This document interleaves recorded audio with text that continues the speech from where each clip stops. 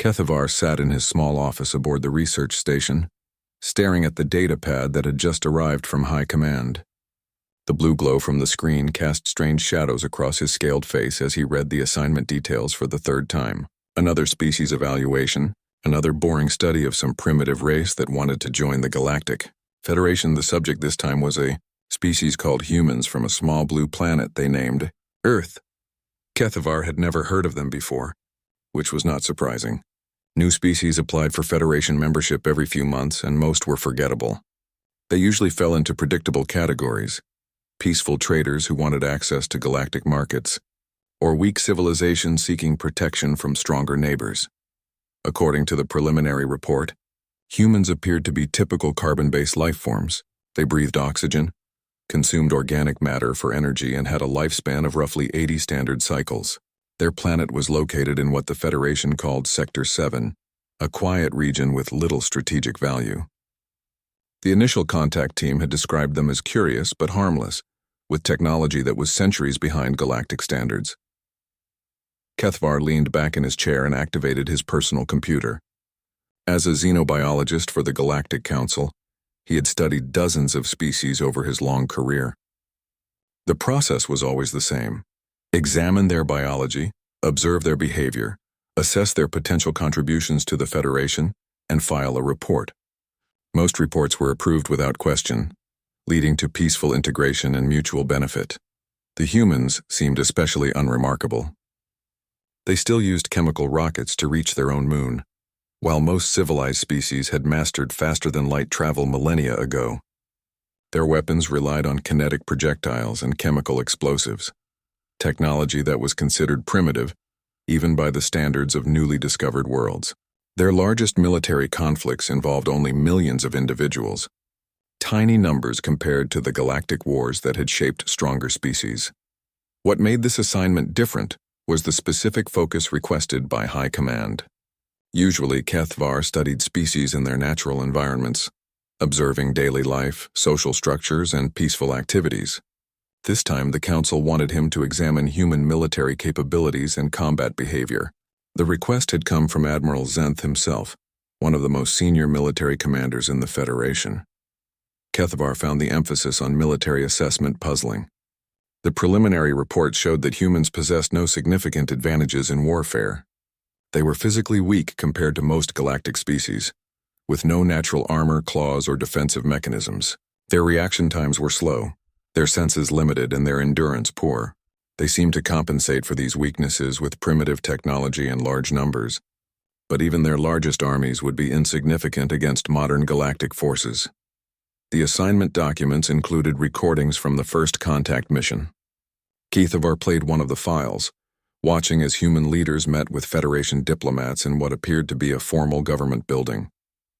The humans were smaller than he had expected, with soft pink or brown skin and strange patches of hair on their heads. They wore elaborate clothing that seemed designed more for appearance than function. The human leader, identified as President Williams, spoke in careful, measured tones about humanity's desire for peaceful cooperation and mutual understanding. She emphasized their commitment to diplomatic solutions and their hope for learning from more advanced civilizations. Her words were exactly what Kethavar expected to hear from a species seeking Federation membership. Yet something about the recording bothered him. The human military officials standing behind President Williams carried themselves differently than the diplomats. They stood perfectly still, their eyes constantly moving to scan the room and assess potential threats. Even in this peaceful meeting, they maintained an alertness that suggested combat readiness. Their posture reminded Kethavar of predatory species, not the peaceful farmers and traders that humans claimed to be. The assignment would require Kethavar to travel to Earth and observe what humans called military exercises. The Federation had requested permission to witness training activities that would demonstrate human military doctrine and capabilities. The humans had agreed, offering to conduct special war games that would showcase their forces in action.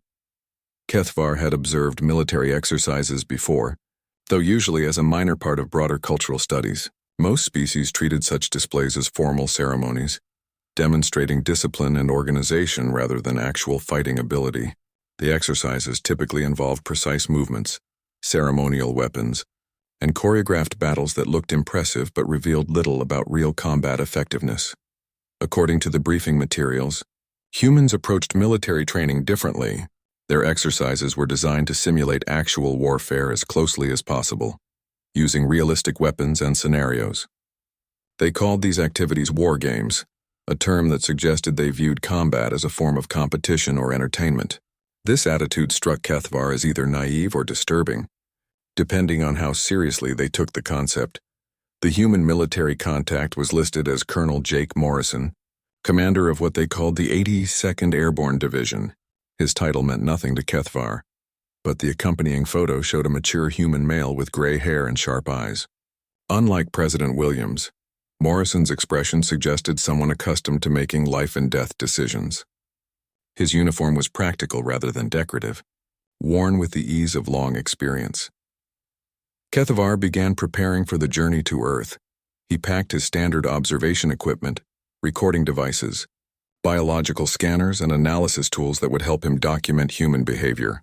He reviewed the preliminary reports one more time, memorizing details about human physiology, social structure, and known military organization. The more he studied the available data, the more convinced he became that this assignment was routine bureaucratic procedure. Humans appeared to be a typical emerging species with normal limitations and predictable development patterns. Their military forces were large by their standards, but would be considered tiny by galactic measures. Their weapons were crude but adequate for conflicts against others of their kind. What puzzled Kethvar was why Admiral Zenth had specifically requested such a detailed military assessment. The Admiral was known for his strategic thinking and rarely wasted time on minor species that posed no threat to Federation interests. Perhaps this was simply standard procedure for all new members, ensuring that the Federation understood the capabilities of every species before granting membership. As Kethvar prepared to depart for Earth, he felt the familiar mixture of mild curiosity and resigned duty that accompanied most of his assignments. He expected to spend a few weeks observing humans play at warfare, document their primitive but enthusiastic efforts, and file a report recommending their acceptance into the Federation as minor members suitable for basic labor or research assistance. He had no idea that his observations on Earth would challenge everything he thought he knew about warfare, survival, and the nature of intelligent species. The humans were about to teach him lessons that would haunt him for the rest of his life. The transport ship dropped Kethvar at the edge of Earth's atmosphere, just as the sun was rising over the North American continent. Through the viewport, he could see the planet spread out below him, like a blue and green marble floating in space. White clouds swirled across vast oceans, and brown patches marked where humans had built their cities. It looked peaceful and unremarkable, much like dozens of other worlds he had visited. A smaller human craft approached to escort him to the surface. The ship was crude by galactic standards, using chemical thrusters and metal hull plating that would be considered primitive even by newly spacefaring species. The pilot's voice crackled through the communication system, welcoming him to Earth with enthusiasm that seemed genuine. Humans appeared to be naturally friendly, another sign that they would integrate well into the Federation as junior members.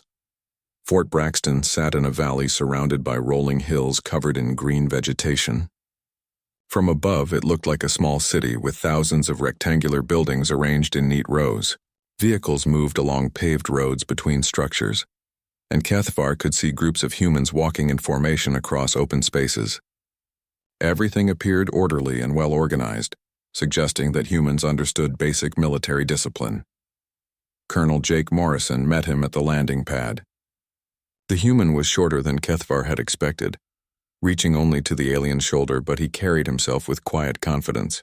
His gray hair was cut short, and his uniform showed signs of long use rather than ceremonial care. When he shook Kethvar's hand, his grip was firm but not aggressive. "Welcome to Earth," Morrison said, his voice carrying the rough tones of someone accustomed to shouting orders over battlefield noise. "I hope your journey was comfortable. We've prepared quarters for you near the observation post, and my staff has briefed everyone on your presence here." Morrison led him through the base, pointing out various facilities and explaining their purposes. The motor pool contained hundreds of armored vehicles that looked heavy and practical rather than sleek. The weapons storage buildings were built like fortresses, with thick walls and multiple security checkpoints. Everything Kethvar saw reinforced his impression of humans as thorough but unimaginative. The soldiers they passed were young, mostly in their 20s by human standards. They wore identical uniforms and moved with the disciplined precision that Kethvar expected from trained military forces. Some carried equipment that looked impossibly heavy for their small frames, yet they showed no signs of strain or discomfort.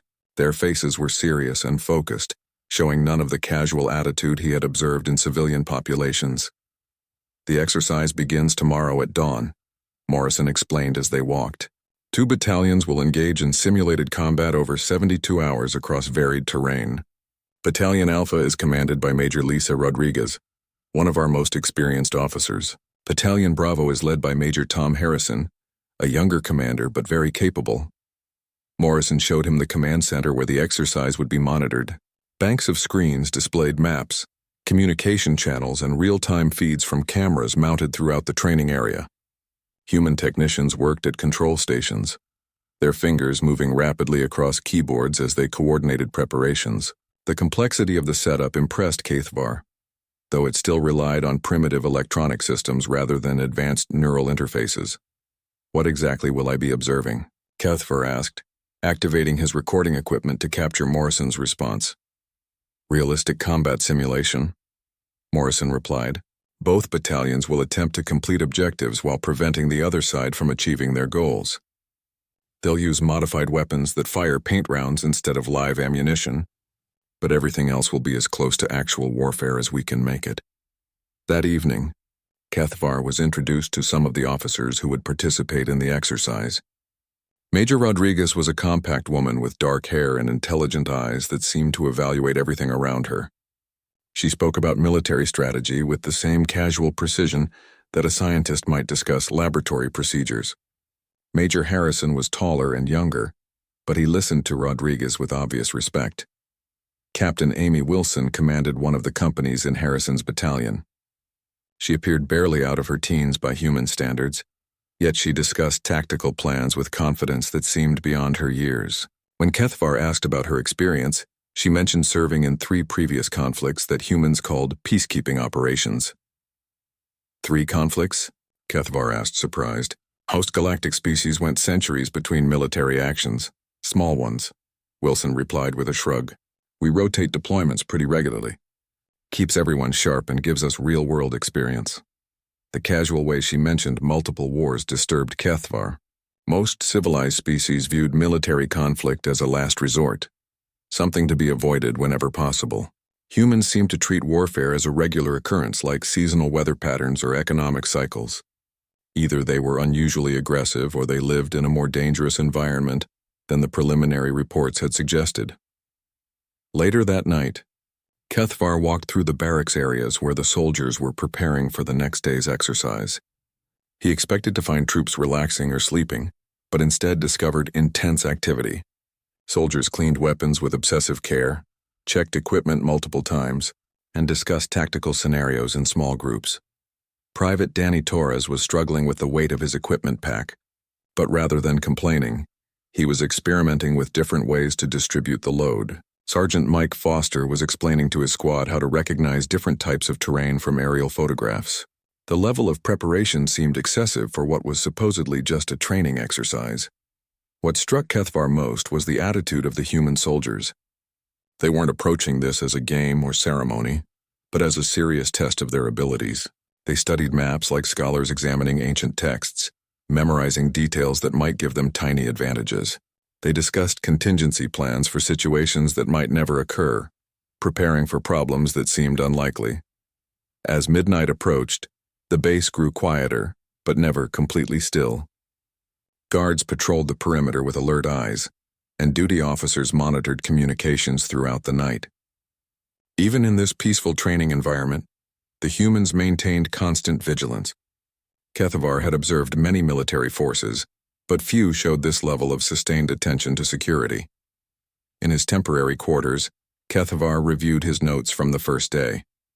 The humans were more professional than he had expected, but nothing he had seen suggested capabilities beyond those of typical military forces. Their equipment was adequate, their training appeared thorough, and their organization was competent. Tomorrow's exercise would likely demonstrate standard tactical principles applied with reasonable skill. He fell asleep expecting to witness a predictable display of human military procedures. He had no idea that the next 3 days would fundamentally change his understanding of what warfare could become in the hands of a species that had never known peace. The exercise began at dawn with the sound of helicopters cutting through the morning air. Kethvar stood in the observation bunker with Colonel Morrison, watching multiple screens that showed both battalions moving into position. The humans had divided the training area into different types of terrain: dense forest, open fields, rocky hills, and a small urban area built specifically for military practice. Major Rodriguez's Alpha Battalion moved through the forest like ghosts. Kethvar had expected them to follow established paths, but instead, they created their own routes through the thick vegetation. Soldiers crawled under fallen logs, waded through streams, and climbed over obstacles that should have stopped their advance. What impressed him most was how quietly they moved despite carrying heavy equipment. How do they navigate without established trails? Kethvar asked Morrison, who was monitoring the exercise through radio communications. They adapt, Morrison replied simply. Rodriguez taught her people that the terrain is just another problem to solve. On another screen, Major Harrison's Bravo Battalion was taking a different approach. Instead of avoiding obstacles, they went through them. When they encountered a steep cliff that blocked their planned route, the soldiers didn't retreat or search for an easier path. Within minutes, they had established rope lines and were scaling the rock face while carrying full combat loads. Kethvar watched in fascination as Captain Wilson led her company up the cliff. She climbed with smooth efficiency, placing anchors for the ropes and calling down instructions to the soldiers below her. Her movements showed no fear of the height or concern about the difficulty. She treated the dangerous ascent as a routine task, like walking across level ground. "Is this normal behavior for your species?" Kethvar asked, focusing his recording equipment on Wilson's company. Morrison glanced at the screen and shrugged. Amy's always been good at that stuff. Mountain climbing, rock climbing, ice climbing. She grew up in Colorado where that kind of thing is common. The casual way Morrison dismissed what seemed like extraordinary physical ability disturbed Kethvar.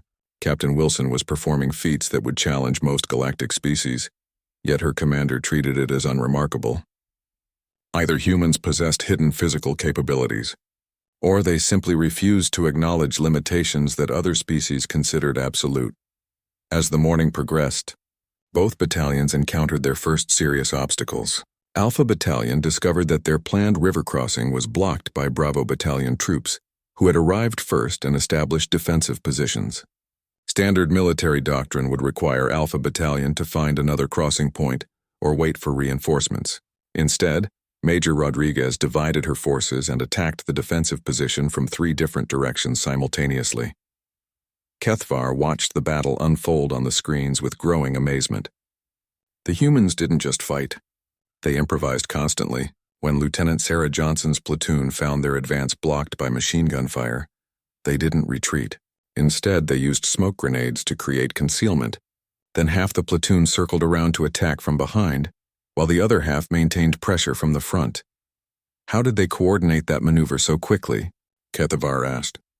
I saw no communication between the two groups. They've trained together long enough to think alike, Morrison explained. Good soldiers learn to anticipate what their teammates will do without being told. The idea that humans could coordinate complex military actions through intuition rather than explicit orders was disturbing. Most galactic armies relied on detailed planning and clear communication chains.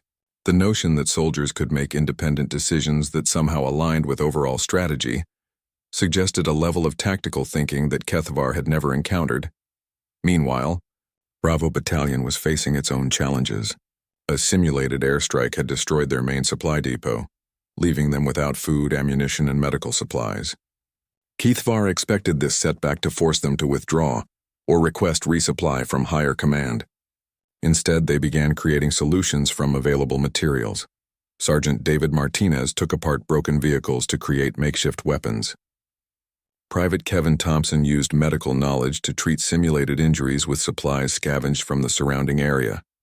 Staff Sergeant Lisa Park organized foraging teams that found edible plants and clean water sources in the wilderness. Do your soldiers receive training in survival skills? Kethvar asked. Some, Morrison replied, but mostly they figure things out as they go. Humans are good at making do with whatever's available. By midday, the exercise had evolved beyond anything Kethavar had expected. Both battalions were operating in ways that violated standard military procedures, yet somehow achieving better results than conventional tactics would have produced. They adapted to changing conditions with frightening speed, turning disadvantages into advantages and treating impossible situations as minor problems. The breakthrough moment came when Alpha Battalion's advance was stopped by a fortified position that should have been impregnable. The defensive site was built into a hillside with clear fields of fire in all directions. Conventional military wisdom would require either heavy artillery support or accepting massive casualties in a frontal assault. Instead, Captain Robert Clark's company spent 2 hours studying the position from concealed locations. They mapped guard rotations, identified weak points in the defenses, and planned an attack that involved simultaneous actions by multiple small units. When they finally moved, the assault lasted less than 10 minutes but achieved complete success with minimal casualties. How did they coordinate such a complex attack without radio communication? Kethavar demanded. My sensors detected no electronic signals between their units. Morrison smiled for the first time since the exercise began. Hand signals, prearranged timing, and trust. They planned it once, then executed it perfectly because each soldier knew exactly what everyone else would do. As the first day of the exercise concluded, Kethavar realized he was not observing a simple training activity. He was witnessing something that challenged his understanding of how military forces should operate.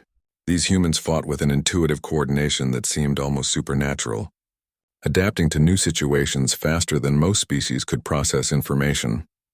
That evening, he reviewed his recordings with growing unease. The humans had demonstrated capabilities that shouldn't exist in a species with their apparent limitations.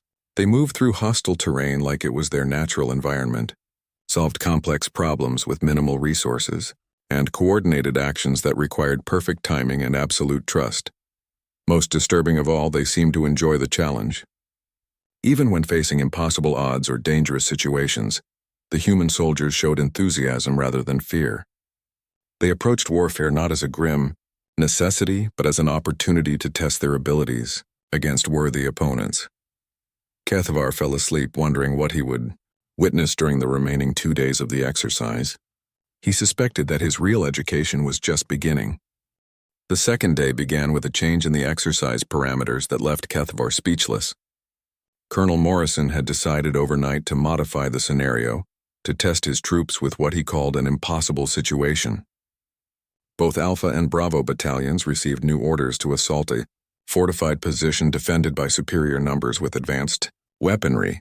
The fortress was built into a mountainside with multiple layers of defensive walls, automated weapon systems, and clear fields of fire covering all approaches. According to the briefing documents, the position was held by a full regiment equipped with heavy weapons and unlimited ammunition. Even with perfect coordination and unlimited casualties, the attack should fail within hours.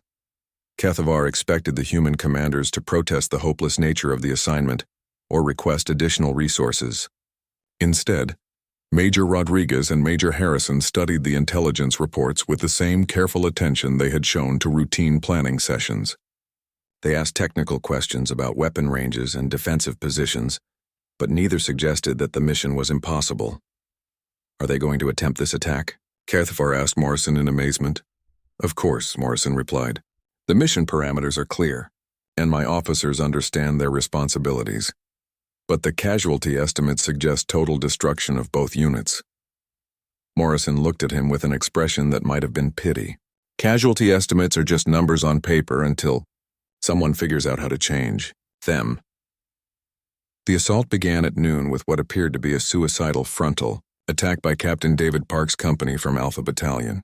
Park led his soldiers directly toward the main gate of the fortress, advancing across open ground under heavy fire. Kethavar watched in horror as simulated explosions and weapons fire eliminated soldier after soldier, painting them with the bright colors that indicated casualties. Yet something was wrong with the scene. Park's company was taking enormous losses, but they were advancing too quickly and in patterns that made no tactical sense. The defensive fire was concentrated on their position, leaving other approaches temporarily unguarded. Kethavar suddenly realized that the frontal assault was not the main attack, but an elaborate deception. While Park's soldiers drew defensive attention, Lieutenant Rachel Martinez was leading a climbing team up the cliff face behind the fortress. The route required advanced mountaineering skills and took them through terrain that should have been impossible to navigate while carrying combat equipment. Yet Martinez's team moved with the steady precision of professional climbers, placing ropes and anchors as they ascended. At the same time, Captain Kevin Brown's company from Bravo Battalion had disappeared entirely from Kethavar's sensors. The observation equipment showed no trace of their movement for over 3 hours. When they finally reappeared, they were inside the fortress perimeter, having somehow infiltrated through drainage systems and maintenance tunnels that weren't marked on any map. How did Brown's unit navigate underground without proper maps? Kethavar demanded. Morrison pointed to one of the screens showing Brown's soldiers emerging from a tunnel entrance. They made their own maps. A couple of guys with engineering backgrounds spent the night studying the fortress blueprints and figuring out how the drainage system connects to the main structure. The coordinated attack that followed violated every principle of military science that Kethavar understood. Multiple units struck simultaneously from different directions, each using tactics adapted to their specific situation. Martinez's climbing team rappelled down from above while Brown's infiltrators attacked from within. Park's company, no longer needed as a diversion, began a genuine assault on the weakened main defenses. The breakthrough came when Sergeant Alex Johnson's demolition team breached the main wall using explosives improvised from their own equipment. Johnson had combined ration packs, medical supplies, and cleaning materials to create charges powerful enough to destroy reinforced concrete. The chemical knowledge required for such improvisation should have taken years to master, yet Johnson appeared to be working from memory. Where did Johnson learn explosive chemistry? Kethavar asked, his recording equipment struggling to capture the rapid sequence of events. High school chemistry class, probably, Morrison replied casually, plus some things he picked up during his first deployment. Alex is good with that kind of problem solving. Within 2 hours of beginning the assault, both human battalions had captured the fortress that was supposed to be impregnable. The casualty report showed losses that were significant, but far below the catastrophic levels predicted by military analysts. More importantly, the attacking forces had maintained enough combat effectiveness to hold their captured objective against counterattack. But what truly horrified Kethavar was the aftermath of the battle. The defending regiment, composed of soldiers from both battalions acting as opposing forces, showed no signs of demoralization despite their devastating defeat. Instead, they immediately began analyzing what had gone wrong and discussing improvements for future defensive scenarios. Captain Robert Miller, who had commanded the fortress during the exercise, congratulated Major Rodriguez and Major Harrison with genuine enthusiasm. Rather than making excuses for his failure, Miller took detailed notes as the attacking commanders explained their tactics. He asked technical questions about climbing techniques, tunnel navigation, and explosive improvisation as if he were attending an educational seminar. Is this normal behavior after military defeat? Kethavar asked Morrison. Learning from failure is how we get better, Morrison explained.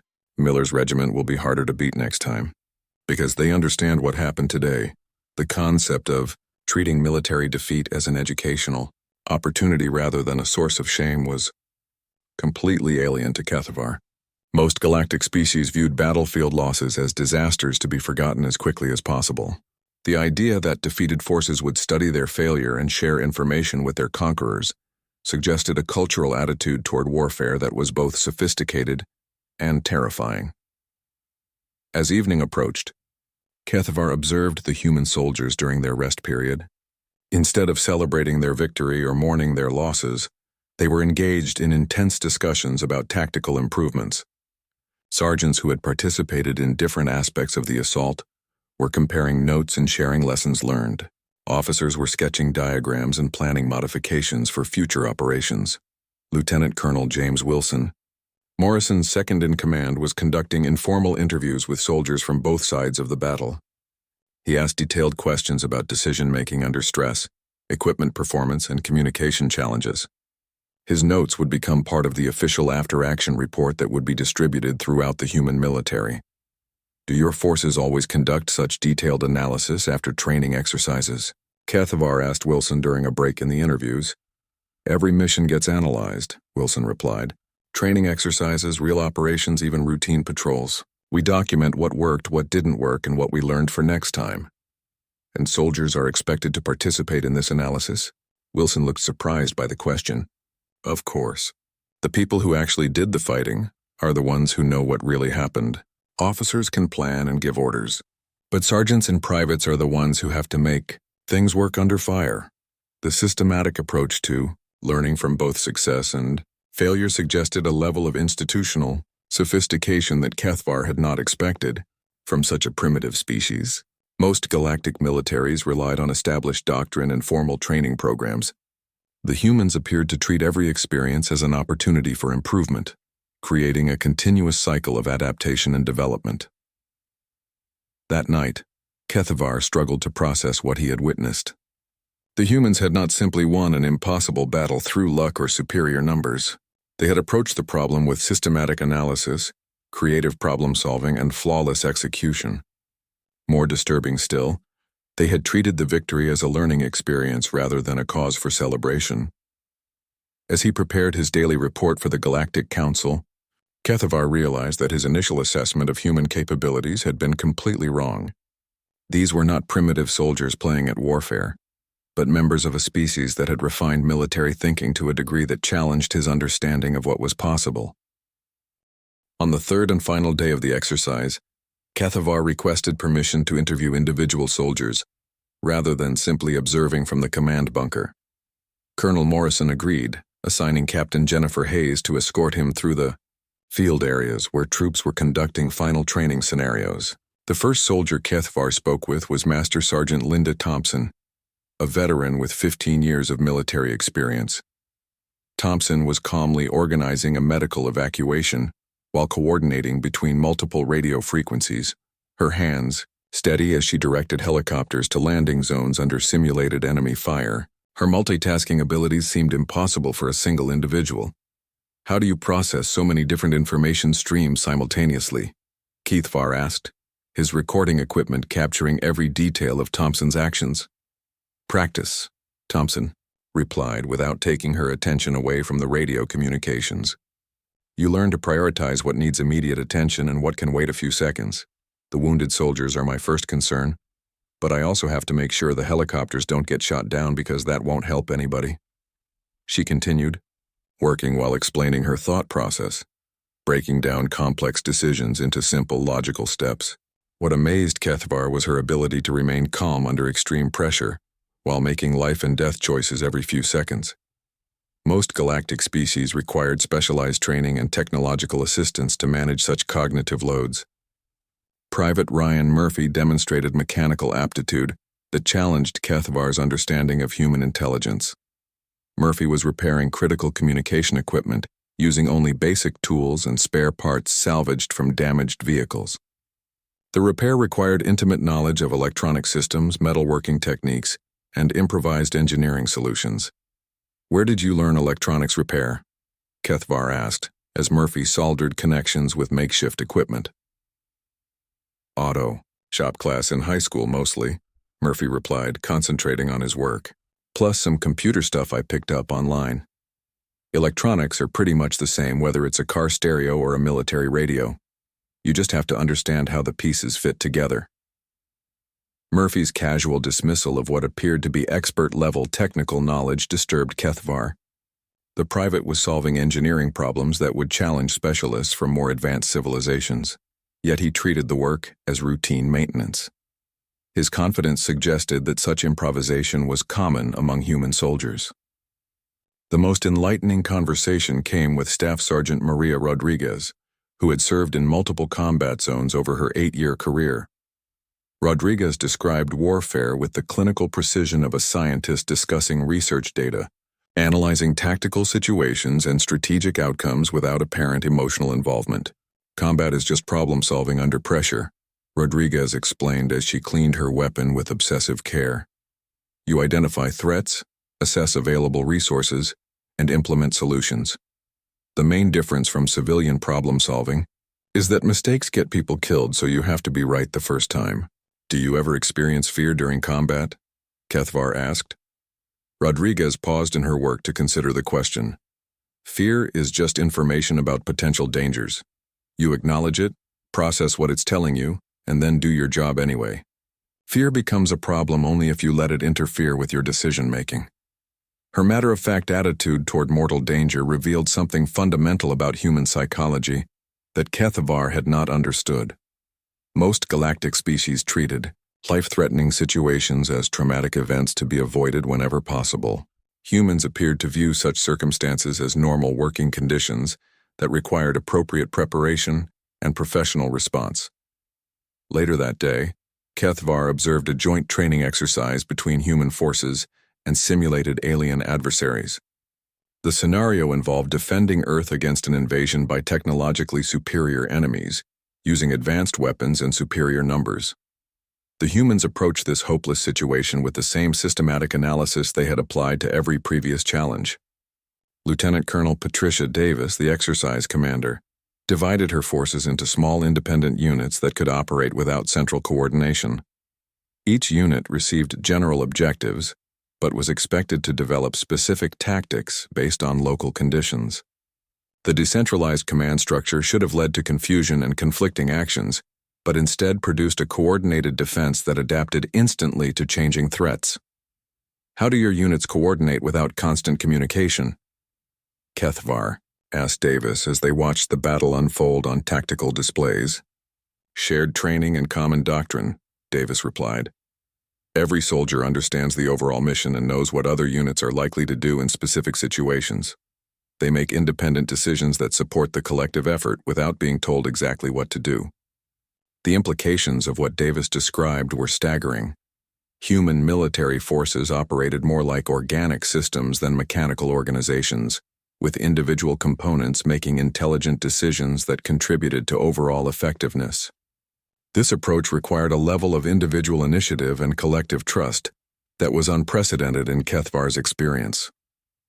As the exercise concluded, Kethvar realized that he had been observing something far more significant than military training. The humans had demonstrated a completely different approach to organized violence that challenged basic assumptions about warfare, leadership, and species behavior. Their success was not based on superior technology or overwhelming force, but on cultural characteristics that had developed over millennia of constant conflict. They possessed an intuitive understanding of tactical principles, an ability to adapt quickly to changing situations, and most importantly, an absolute refusal to accept defeat, regardless of the circumstances. That evening, Colonel Morrison provided Kethvar with historical context that explained what he had witnessed. Human civilization had developed through continuous warfare between competing groups, with survival depending on military effectiveness rather than technological advancement.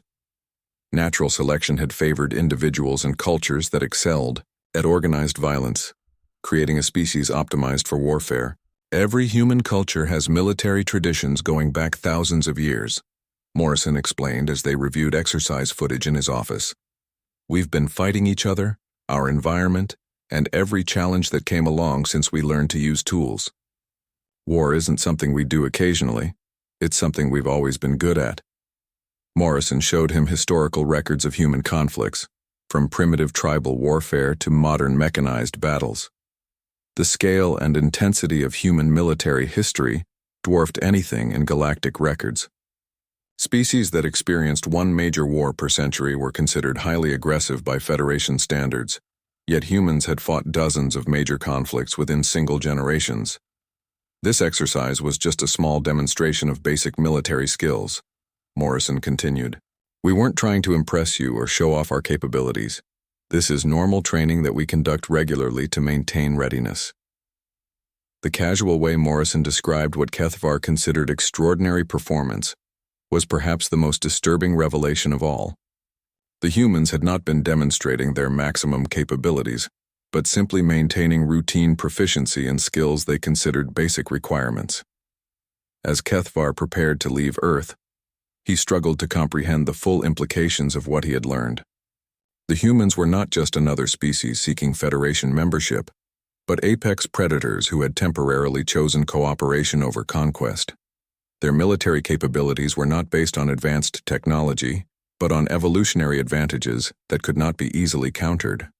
Most importantly, they seemed to genuinely enjoy the challenge of warfare.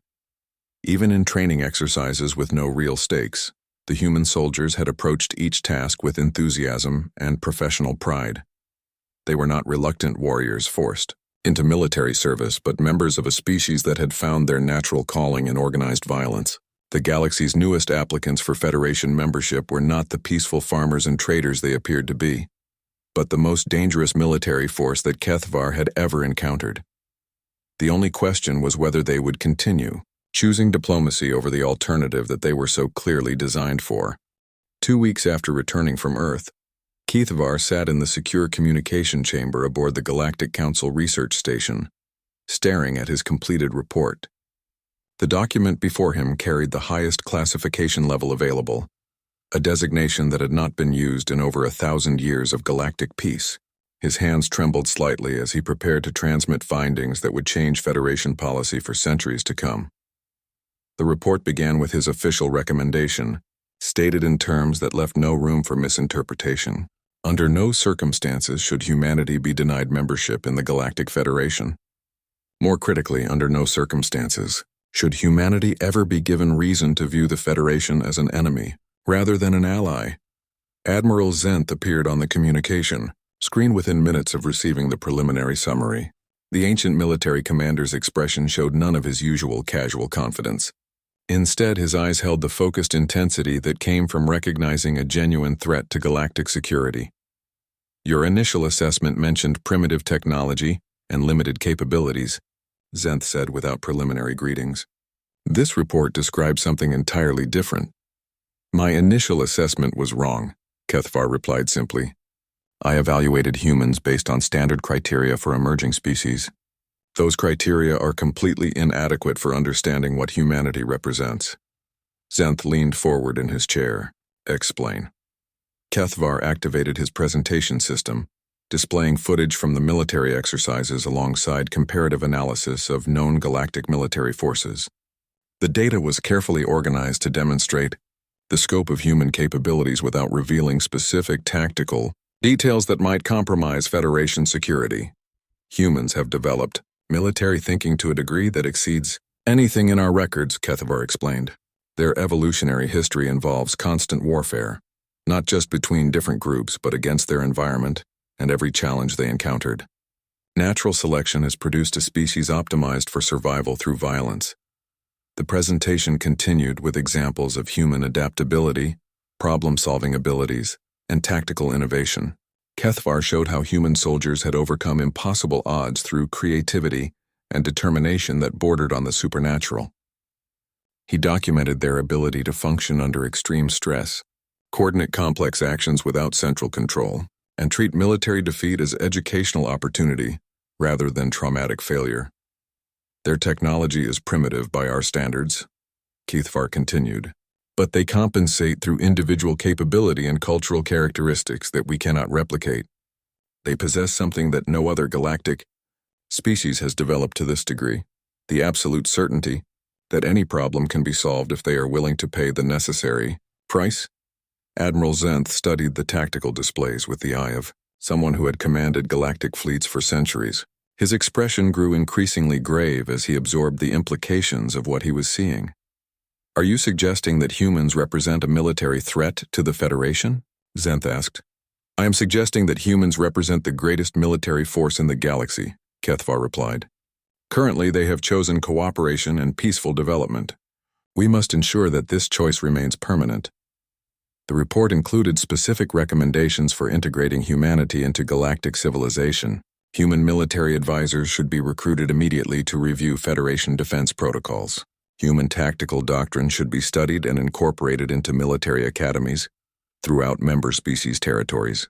Most importantly, any species considering aggression against human interests should be reminded of the consequences such actions might produce. What about their numbers? Zenth asked. Their entire species consists of fewer than 8 billion individuals. Even superior military capability cannot overcome mathematics.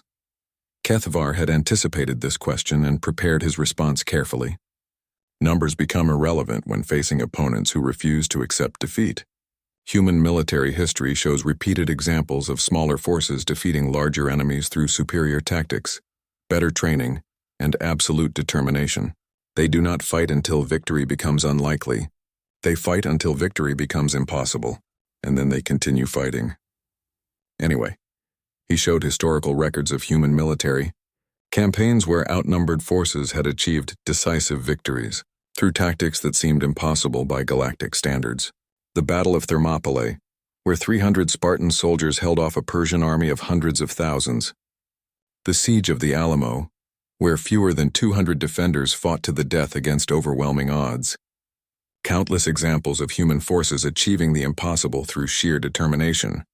More importantly, Kethavar continued, they learn from every experience and share that knowledge throughout their entire military structure. Every victory and every defeat becomes part of their collective understanding. They do not simply train for warfare, they continuously evolve their approach based on new information. Admiral Zenth was silent for several minutes, processing the implications of what he had heard. Finally, he spoke with the measured tones of someone making decisions that would affect billions of lives. Your recommendations will be implemented immediately, Zenth said. Humanity will be granted full Federation membership, with all privileges and protections. Human military advisors will be invited to review our defensive preparations. Most importantly, all member species will be informed that humanity is under Federation protection. There is one more thing, Kethavar said carefully. Colonel Morrison asked me to deliver a personal message. Which is?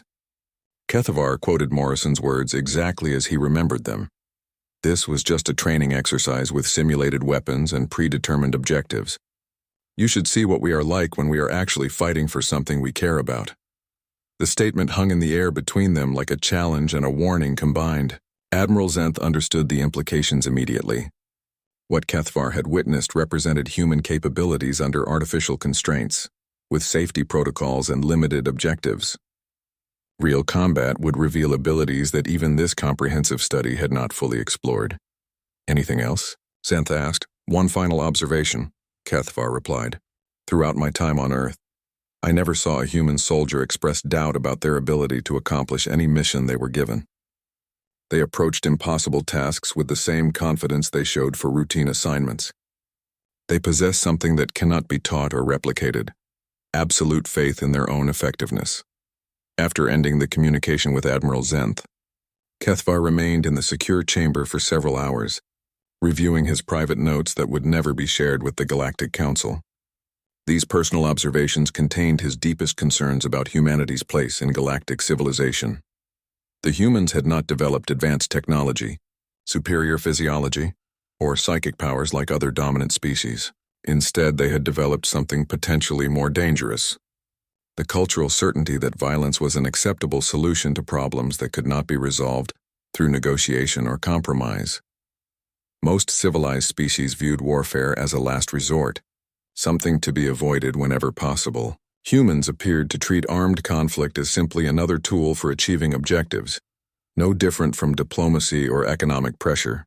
They were not reluctant warriors forced into military service, but members of a species that had found their evolutionary niche in organized violence. The galaxy's newest members were apex predators who had temporarily chosen cooperation over conquest because it served their interests better than the alternative. But Kethavar had seen the gleam in Colonel Morrison's eyes when discussing military strategy, the enthusiasm of young soldiers preparing for combat, and the professional pride of veterans sharing their knowledge with newcomers. Humanity preferred peace, but they were very, very good at war. The galaxy had just gained allies who would be invaluable friends and catastrophic enemies. Kethavar prayed that the distinction would never matter, because he had witnessed what humans were capable of when they approached problems with the intention of solving them permanently. His final report concluded, with a single line that would influence galactic Federation policy for generations. We are fortunate that humans prefer us as allies rather than prey.